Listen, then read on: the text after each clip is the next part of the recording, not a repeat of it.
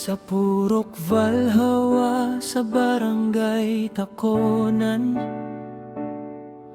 lapok ang dalan, bato ang agyanan. Kung muulan, lisod kaayo mo lakaw, murag ang adlaw na mo pirmi kapoy ug mabugat.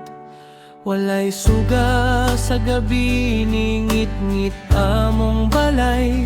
Tubig usahay, kulang maghulat lang, pirmi sa kahayag. Ako si Chris, usa ka simpleng nga tawo, nagdamgo lang para sa among lugar nga kalisod. Usahay di sila kasabot sa among gibati, puno ug pulong nga makapasakit sa kasing-kasing. Pero sa Valhawa, padayon lang mi, bisan lisod ang dalan.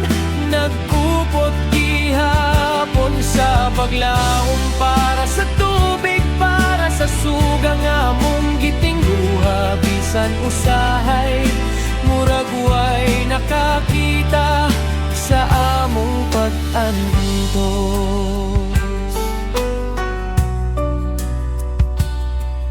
Na ay mga higala nga permi sa kilit, dili mi pasagdan bisan unsa kabugat ang kalibog ug barangay.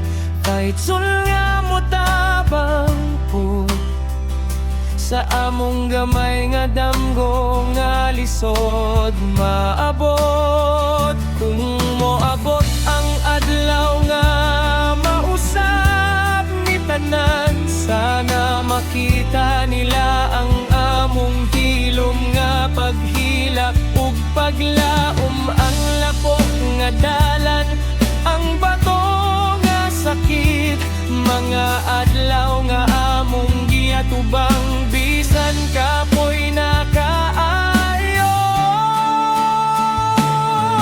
Sa Valhawa, ayaw kalimtimi, nagpabilin lang gihapon sa paglaom, bisan kapoy na ang kasing-kasing. Si Chris ug ang komunidad nag-uban sa pagpadayon, hangtod sa adlaw nga ang kahayag moabot na gyud sa among lugar.